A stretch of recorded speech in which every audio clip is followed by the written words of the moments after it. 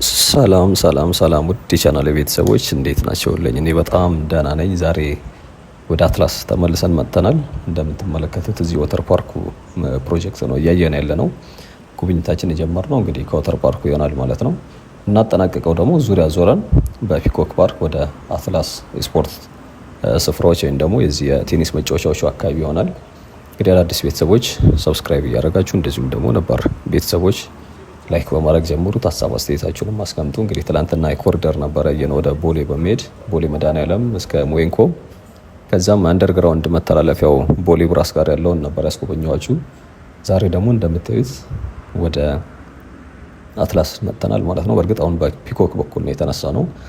ምናልባት አዲስ የሆናችሁ ካላችሁ እንግዲህ የሚገኘው ከቦሌ ወሎ ሰፈር አደባባይ ወደ ኡራኤል ቤተክርስቲያን ስታመሩ በዛው በኩል መግቢያ አለ። እንግዲህ እዛ ጋር ነኝ የተነሳሁት። እንደምትመለከቱት እዚህ በነገራችን ላይ ትልልቅ የመዝናኛ ተቋማቶችም እዚህ አሉ። የዚህ የፒኮክ ፓርኩ ያለበት ዙሪያ ላይ የፒኮክ ወንዝ ዳር ልማት አለ። እዛ አካባቢ ነው የተነሳ ነው። እንግዲህ የምታዩት አስፋልት ወደ ኡራኤል አቅጣጫ የሚሄዱ እንደዚሁም ደግሞ ወደ ወሎ ሰፈር ደግሞ በተቃራኒ የሚያመሩ ናቸው። መዳረሻችን ደግሞ የሚሆነው የቦሌ አትላስ አካባቢ መስቀለኛው አካባቢ ማለት ነው። ወደዛ መውጫ አለ። ዙሪያ በግቢው የታጠረ ነው። በእርግጥ ከውጭ ስለማይታይ ዞረን ግቢው ላይ እየዞረን በዚህ በፒኮክ ፓርክ ዙሪያ ወደዛ እናመራለን ማለት ነው። አሁን በእርግጥ አስፋልቱ ነው እያያችሁት ያላችሁት። በቀጥታ ወደ ቀጣይ መዳረሻችን የሚሆነው እንግዲህ ወደ ፓርኩ ይሆናል ማለት ነው። እንግዲህ ከምናያቸው መካከል ወተር ፓርኩ አንዱ ነው። በዛም ዞረን እንመለከተዋለን በፓርኩ በኩል። ሁለተኛ ካናሉ አለ። ሌላው እንደሚታወቀው የአዲስ ሴንትራል ፕላዛ አለ። ፕላዛ ፓርክ ማለት ነው እንግዲህ የምትመለከቱት ስፍራ ላይ ማለት ነው። ከዛ በዛኛው ተሻግሮ ደግሞ የስፖርት ማዘውተሪያዎቹ ሌኩ አለ። እንደዚሁም ደግሞ የዚህ የቀደም ሃይላይት ላይ እንዳያችሁት የፒኮክ ፓርክ አለ። እንግዲህ አሁን ወንዙ ጋር ነን ያለ ነው። የበፊቱ የድሮ ድልድይ ላይ ቆሜ ነው እያሳያችሁ ያለሁት። ወንዙ እንግዲህ ተደጋጋሚ አይተነዋል ከጊዮን በመጀመር በርግጥ እስከ ፒያሳም በዛ መቅጣጫ አለ። እንደዚሁም ደግሞ በቆላ ሚካኤል በኩልም ሌላኛው ወንዝ አለ። ሁለቱ ከተደባለቁ ወይም ደግሞ ከተቀላቀሉ በኋላ ወደዚህ እንደሚመጡ ስሙም ደግሞ ባንቴክቶ እንደሚባል ነባር ቤተሰቦች ወደ ምታውቃላችሁ። እንግዲህ እዚህኛው አካባቢ ሳር እየተከሉ ነው የሚገኙት። ምናልባት እዚህ የሚላችሁ ከሆነ በባለፈው ስናየው አፈር ብቻ ነው የነበረው። ምናልባት ገና እያጸዳዱት ነው የነበረው። ዙሪያው እዚህ አካባቢ ወደ ፓርኩ መግቢያ እንደዚሁም ደግሞ ወደ ካናሉ ከዛ ደግሞ አዲስ ሴንትራል ፓርክ ፕላዛ ወዳለበት ወደዛ መግቢያ ስፍራ ነው እየተመለከትን የምንገኘው። እንግዲህ እዚህ ካሉት መካከል በግልም እንደዚሁም ደግሞ በመንግስትም የሚለሙ ልማቶች አሉ ማለት ነው። ከዚህ ከምታዩት ከመግቢያው በስተጀርባው በኩል የሚገኘው እንደዚህ ፍሬም የሚመስሉ ኮሎኖች ያሉበት ማለት ነው። እሱ የሴንትራል ፓርክ ፕላዛው ነው። በአዲስ አበባ ከተማ አስተዳደር የሚሰራው ነው። ወተር ፓርኩ እንደምታውቁት በባለሀብቱ ታዲዮስ በለጠ ወይም ደግሞ የኩሪፍቱ ባለቤት ማለት ነው እሳቸው የሚሰሩት ቦታ ነው። ኩሪፍቱ የተለያየ ብራንቾች አሉት። ኢቨን እነ አዋሽ ባህር ዳርን ጨምሮ የተለያዩ ከተሞች ላይ የተሰሩ በርካታ እዚሁ አዲስ አበባ ውስጥም ሌላ ፕሮጀክት እንዳላቸው ወይም ደግሞ የኢንቨስትመንት ቦታ ማለት ነው እንዳላቸው ይታወቃል። እንግዲህ ሌላኛውና አዲሱ ደግሞ ትልቅ የሚባለው ምናልባት ምስራቅ አፍሪካ ውስጥ ትልቁ ነው የሚባለው ይሄ የወተር ፓርኩ ማለት ነው። እዚህ እየተሰራ ነው የሚገኘው። ምናልባት በቅርብ ተጠናቆ ደግሞ ሌላ ተለቅ ያለ መዳረሻ እንደሚሆን አያጠራጥርም። ኦልሬዲ ዙሪያው ላይ ያሉ ትላልቅ ፕሮጀክቶች ስለሆኑ ማለት ነው። እንግዲህ ካሏቸው እንደሚታወቀው እሳቸው ቦስተን ዴይ ስፓ ወደ ቦሌ አካባቢ ያለው ማለት ነው። ኩሪፍቱ ቢሾፍቱ ላይ እንደዚሁም ደግሞ ባህር ዳር፣ አዋሽ፣ ጅቡቲም ጭምር አላቸው። እንግዲህ ታዲዮስ የቦስተን ፓርትነር ቢኤልሲ ዋና ባለቤት እንደሆኑ ይታወቃል። እንግዲህ ቼክ ሳደርግ ያየሁት ወደ 2002 አካባቢ ሪዞርት እና እንደዚሁም ደግሞ የዌስተርን ዌልነስ ኮንሴፕት በመያዝ ወደ ሀገር ውስጥ በመምጣት በዚህ በኢንቨስትመንት ላይ እንደተሰማሩ ነው እንትን የሚለው። ረጅም ዓመታትን ኦልሬዲ አሜሪካ ውስጥ የነበሩ ትልቅ ባለሀብት ናቸው። እንደዚሁም ደግሞ ለበርካታ ወጣቶችም የስራ እድል እንደሚፈጥሩ ቼክ ሳደርግ አይቻለሁኝ። በተለይ ደግሞ ዜሮ ኤክስፔሪየንስ ላላቸው ወጣቶች የስራ እድል በመፍጠር ማለት ነው። እንግዲህ ፊት ለፊታችን ወደ ፓርኩ ነው ያለው። ትልቁ ፓርክ አዲስ አበባ ውስጥ ካሉ ትልልቅ ፓርኮች ውስጥ አንዱ ፒኮክ ፓርክ ነው። ትልቅ ብቻም ሳይሆን በጣም ታሪካዊ ነው። ሞስት ከ19 ከኃይለ ሥላሴ ዘመን ጀምሮ ነው የሚለው 41 ዓመት ከ1941 አካባቢ ማለት ነው። ከዛ ዘመን ይጀምራል። ይሄ ከጥቁር አንበሳ ጋር ተያይዞ እንግዲህ ይሄ የምታዩት በነገራችን ላይ አዲስ ሴንትራል ፓርክ ፕላዛው ነው። መሀል ላይ የሚሰሩ እንትኖች ይኖራሉ፣ ፏፏቴዎች ምናምን የተለያዩ እንትኖች ይኖሩታል። ዲዛይኑ ላይ ባለፈው እንዳየሁት ምናልባት የቆያችሁ ካላችሁ ልታስታውሱ ትችላላችሁ። ካልሆነም እንግዲህ ዲዛይኑ ላይ እንዳየሁት በአዲስ አበባ ከተማ አስተዳደር የሚሰራ ሴንትራል ፓርክ ፕላዛ ነው። ፏፏቴዎች ምናምን የሚኖሩታል ሲጠናቀቅ ማለት ነው። ዙሪያው እንግዲህ ግሪኖች እንደምታዩ አለ፣ ግሪን ኤሪያ። ከዛ ውጭ ደግሞ እነዚህ ኮምፓውንዶቹ ወይም ደግሞ ይሄ ፍሬም የሚመስሉ ነገሮች ላይ አንበሳዎች አሉ። ቅድም ሃይላይት ላይ አይታችሁታል መቼም የአንበሳ ቅርጻ ቅርጾች አሉ። እንግዲህ ወደ ፓርኩ ደግሞ ስንመጣ ከ1941 ጀምሮ በተለይ ከዚህ ከጥቁር አንበሳ ወይም ደግሞ ያው ጥቁር አንበሳ ሲነሳ ኃይለ ሥላሴ ናቸው የሚታወሱት። እሳቸው ናቸው ማርባት የጀመሩት። ቤተመንግስት ውስጥ ነበረ መጀመሪያ እንትን የሚባለው። ከዛ በኋላ ላይ ወደ 6 ኪሎ ህዝብ እንዲያያቸው ተብሎ ለህዝብ ክፍት እንዲሆኑ 6 ኪሎ አንበሳ ግቢ እንደተዘዋወሩ በኋላ ላይ ግን ወደ 2000 ብዙም ሩቅ ዓመታት አይደለም 2013 አካባቢ ወደዚህ ወደ ፒኮክ ፓርክ መጡ ማለት ነው። አንበሳዎቹ 6 ኪሎ ያለችው ቦታ በጣም አነስ ያለች፣ እንደዚሁም ደግሞ ቦታዋም ጫጫታ ያለበት ዙሪያውም ግሪን አይነት አይደለም። 1 ሄክታር መሬት ነው የ6 ኪሎ። ይሄኛው 26 ሄክታር ቦታ ላይ ያረፈ ነው። በዛ ላይ ደግሞ የቆየም ትልልቅ ዛፎች፣ ትልልቅ ብቻ ሳይሆን በነገራችን ላይ በጣም ብርቅዬ የሚባሉ ዛፎች እዚህ ፒኮክ ፓርክ ስር አለ። ከነዚህ መካከል እንግዲህ በጣም በደንብ እንትን የሚባሉት እነ ግራር፣ ዝግባ፣ የሀበሻ ጽድ፣ ዋንዛ፣ ብስና ምናምን የሚባሉ እጽዋቶች እንዳሉ ቼክስ አደርጋ ይቻለሁኝ። እንግዲህ እነዚህ በተለይ ደግሞ እነዚህም ደግሞ ይዘው የሚመጡት ሌላ ጥቅማቸው በጣም ለየት ያሉ አዋፋት እንዳሉ እንግዲህ ያልኳቸው አንበሳውን እያያችሁ ነው። የፓርኩ ደግሞ አዋፋት ለየት ያሉ የአዋፋት ዝርያ፣ ከዛ ውጭ ደግሞ ከአንበሳውን ባሻገር እነ ጭላዳ፣ ዝንጀሮ፣ ኢቨን ጅብ፣ ኤሊ፣ አንበሳ የመሳሰሉ እንስሳትም መኖሪያ እንደሆነ ይታወቃል እዚህ ከተማ ውስጥ ማለት ነው።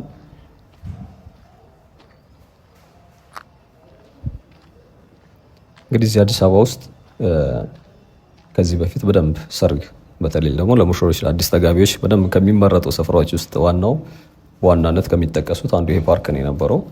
አሁን ያው እድሳት ላይ ነው፣ መግባት አይቻልም ብያቸዋለሁኝ በባለፈው ቪዲዮ። አሁንም ክፍት አይደለም ጠይቄያቸው ነበር። ግን ከውጭም ስታዩት በጣም ነው የሚያማምሩ ነጫጭ ቤቶች ኦልሬዲ ምናልባት እየታያቸው ይሆናል። በርካታ ቤቶች አሉ፣ ጎጆ ቤቶች እንደ አዲስ የተሰሩ እንደዚህ ሐውልቶች በተለይ እንስሳት ጋር ተያይዞ የፒኮክ ሐውልቶች አይቻለሁኝ። በርከት ያሉ ሐውልቶችም ይገኛሉ።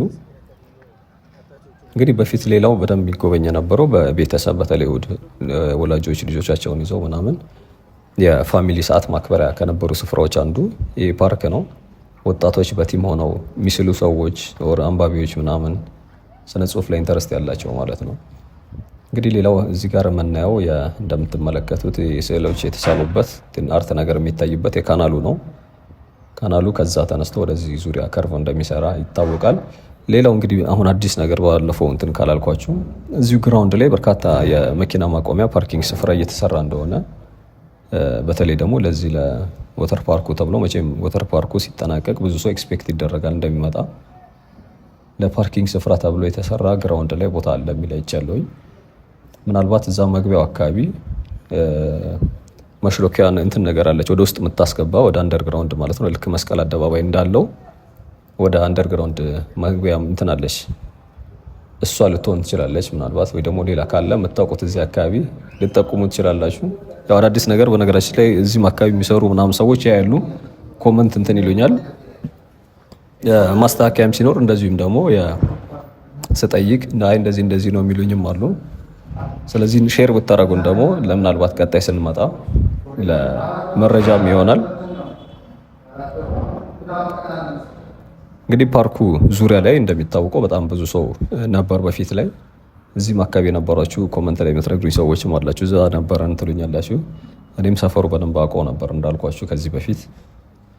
በዚህ በተለይ ደግሞ ከውራይል ወደ አትላስ ስታምሩ መግቢያ ነበር ሆስፒታል፣ በጸጋ ሆስፒታል የሚባል ነበር። ወደዛ አካባቢ ኢቨን ሰፈሩ ራሱ ከፒኮክ ፓርክ ከሚለው ይልቅ ከቅርብ ጊዜ ወደዚህ ወደ በጸጋ አካባቢ ነበረው የሚባለው። በዛ ስትገቡ ቢዝነሶችም ሞቅ ያሉ ቢዝነሶችም ነበሩ፣ ያው አነስ ያለ ሰፈር አካባቢ የሚኖሩ አይነት ማለት ነው።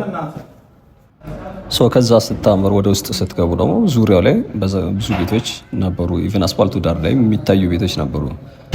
ወክ ስታደርጉ ወደ ቦሌ አቅጣጫ ከውሬል ተነስታችሁ ቁልቁለት ስር የነበሩ በተለይ ወንዙ ዙሪያ ቤቶች ነበሩ። ከዛ በልማት ከተነሱ እና ሌላ ቦታ ከሄዱ በኋላ ፕሮጀክቱ ተጀምሮ አሁን ያለበት ደረጃ ላይ ደርሷል ማለት ነው።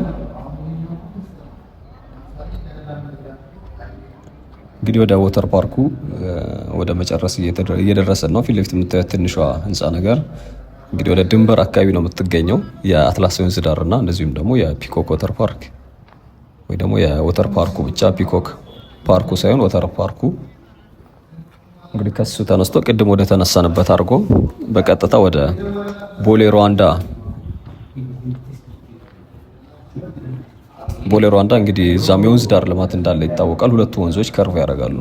በዚህኛው በኩል የአትላስ አለ፣ በዛኛው በኩል ደግሞ በዚህ በጊዮ ነው የሚመጣው። የፒኮክ ወር ደግሞ የባምቢስ ወንዝ ዳርቻው አለ። ሁለቱ ወንዞች ከወተር ፓርኩ በስተጀርባ በኩል ነው ማለት ነው የሚገናኙትና ወደዛ ወደ ቦሌ ሩዋንዳ ወደ ቦሌ ሚካኤል ወደዛ ወደ ወንጌላዊት አቅጣጫ የሚያመሩት።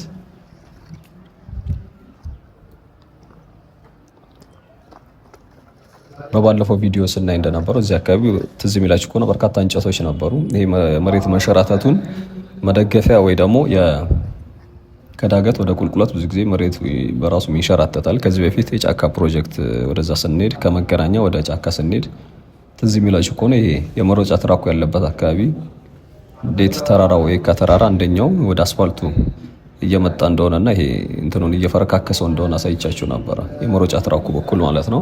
እዚህም አካባቢ ተመሳሳይ እንደዚህ አይነት እንትን እንዳይኖር እያሰፉት፣ እንደዚሁም ደግሞ መከላከያውን እያጠናከሩት ነው ማለት ነው ባጭሩ። እሱን ደግሞ ትንሽ መንገዱን ሰፋ አድርጎታል። አሁን እኛ ወክ እያደረግንበት ያለው መንገድ ከአትላስ ወደ ፒኮክ የሚዞረው ማለት ነው።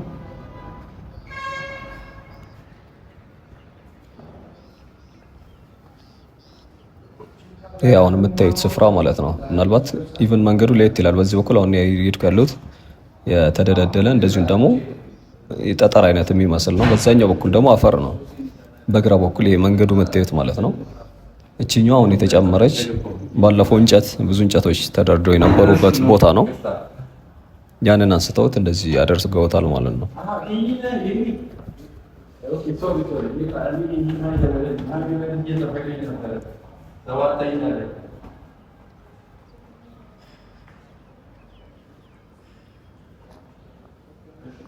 ስለዚህ ወተር ፓርኩ እዚህ ጋር ያጠናቅቃል ማለት ነው። ወይም ደግሞ ከዚህ ጀምሮ እስከ አሁን ወደ መጣንበት አቅጣጫ ነው የሚሄደው። ምናልባት ያው ጀልባ አለው ብያቸዋለሁኝ። እዚህ አካባቢ ፕሮጀክቱ ሲያልቅ ምናልባት ጀልባዎቹ እዚህ ባዶ ቦታ ላይ ሊሆን ይችላል መነሻቸው። እዚህ ጋር እንደምታዩት በቀኝ በኩል ወንዙ ዙሪያ ላይ በሊሾ የተሰራች ሰፋ ያለች ቦታ አለች። ልክ ባህር ዳርቻዎች እንዳሉ አይነት ማለት ነው።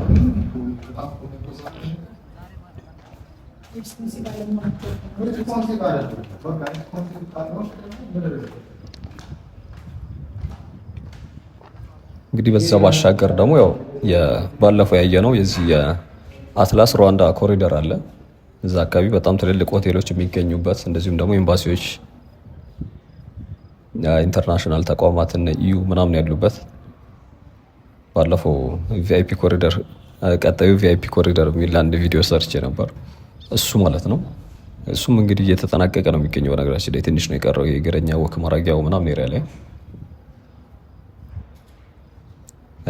አፕዴት ካለው እስኪ እንመለሳለን። እሱን እናየዋለን። ከብዙ ጊዜ ቆይታ በኋላ ነበር ያየነው። መጀመሪያ ሲጀመር ያየነው፣ ባለፈው ደግሞ በቅርብ ቀናት አንድ አይተነዋል። ከዛ በላይ ደግሞ ያው የቺቺኒያው ኮሪደር አለ። እሱንም ከዛ ቪዲዮ ቀጥሎ ነበር የተመለከትነው። አሁን ወደ ሀይቁ ወደ ነበረበት ስፍራ እየመጣን ያለ ነው። እንደምታዩት በጣም ግሪን ነው ይሄ ፓርኩ። ረጃጅም ዛፎች የሚገኙበት የቆየም ነው። በነገራችን ላይ ጠቀሜታው እንግዲህ አንዱ ይሄ የአፈር መሸርሸር እንደዚሁም ደግሞ ለዚህ በተለይ ቦሌ አካባቢ ለሚገኝ የአየር ንብረት ትልቅ አስተዋጽኦ እንዳለው አይቻለሁኝ፣ አንብቤያለሁ አጭሩ።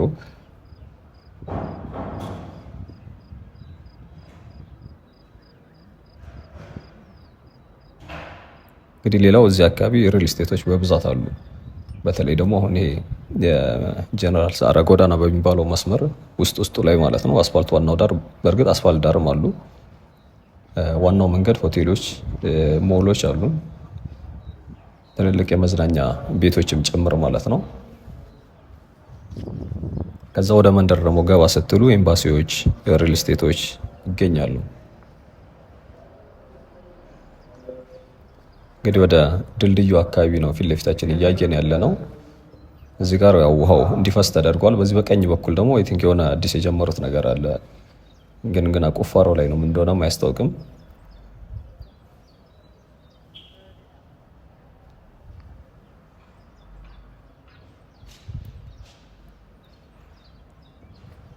እንግዲህ አዲሱንም ቻናል ሰብስክራይብ እንድታደርጉ ኮመንት ሴክሽን ላይ ያለ መረጃዎች ሼር የምንደራረግበት ምሽት ላይ ይህንም ማድረግ እንዳትረሱ ያላረጋችሁ ካላችሁ።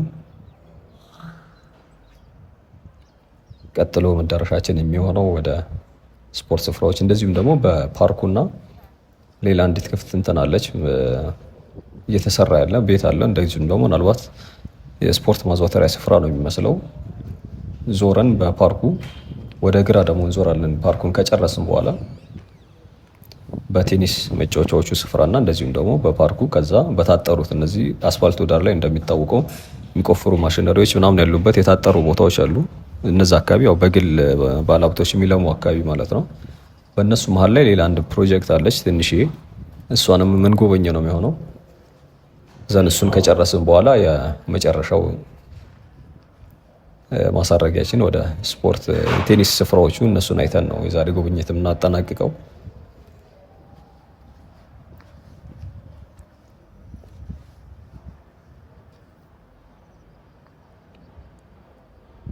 እንግዲህ እስከ መጨረሻው ድረስ አብራችሁኝ እንድትቆዩ ከቻላችሁ ማለት ነው። ቪዲዮ ደግሞ ላይክ እያደረጋችሁ ሀሳብ አስተያየት እያስቀመጣችሁ ሲቻል ደግሞ ምናልባት ሲከፈት የኛው ፓርክ የምታዩት ምናልባት ነጫጭ ቤቶች እየታያችሁ ከሆነ በነገራት ላይ ጭቅጥቅ ያለ ነው ይሄ ፓርኩ። ውስጡ ላይ ትንሽ መንገዶች አሉ እንደምታያቸው ሰፋፊ ቅጠል ያላቸው እጽዋቶች ናቸው ያሉት። ነገሩን ጽድ ምናምን በባህሪያቸው አዕዋፋትን የሚስቡ አይነት ሰፋፊ ቅጠል ያላቸው እጽዋቶች ናቸው። ለዛ ይመስለኛል አካባቢው ውስጥ ኢቭን ስትገቡ ከመተላለፊያ መንገድ ውጭ በተለይ ሲጨልም ወደ ምሽት አካባቢ ሲሆን በደንብ እንኳን ለመለየት እንትን ይላል። ግን በጣም ግሪን ነው፣ አየሩ ደስ ይላል ምናምን። አሁን ላይ ደግሞ እነዚህ መብራቶች ምናምን ተደርገውበት ከውጭ ሆናቸው ራሱ ስታዩት በጣም ነው የሚያምረው። እንግዲህ ሲቻል ሲከፈት ደግሞ አንድ ቀን ወደ ብዙም ሳይመሽ አንድ ቀን እንመለከተዋለን። ያው እየተሰራ ነው ያልኳችሁ ፊት ለፊት የሚገኘው ነው የዚህ ትንሿ የዚች ሌኳ ማለት ነው።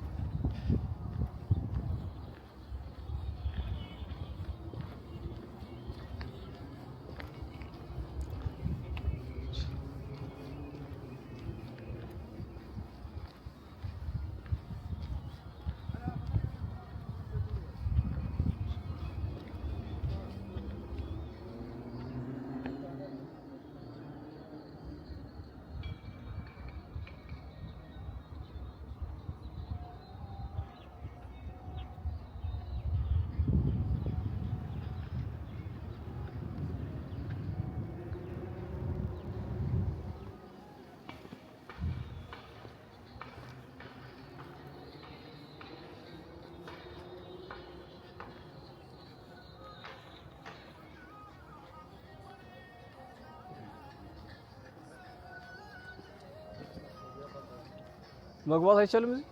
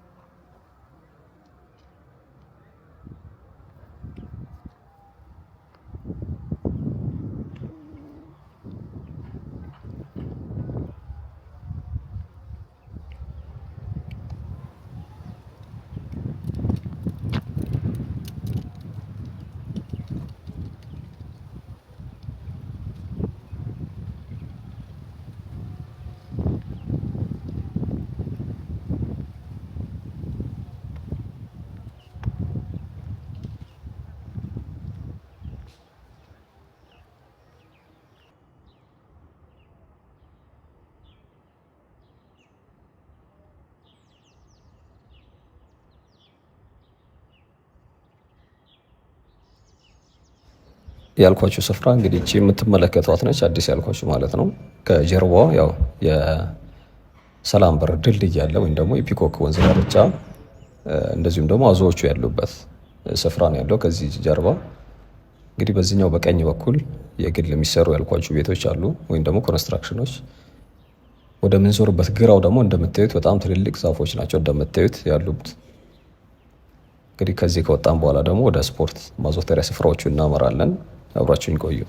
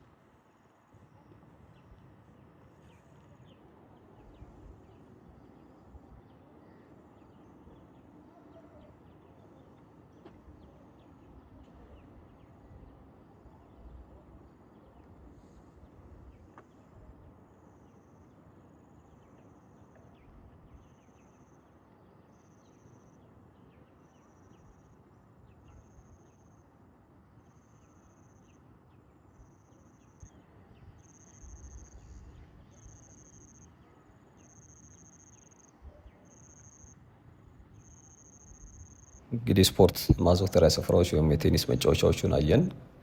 ፓርኩ እንደምታዩት ከበስተጀርባ በኩል በሰፊው ያለ ነው። ድልድዩ ደግሞ ብሪጁ ይሄ ነው።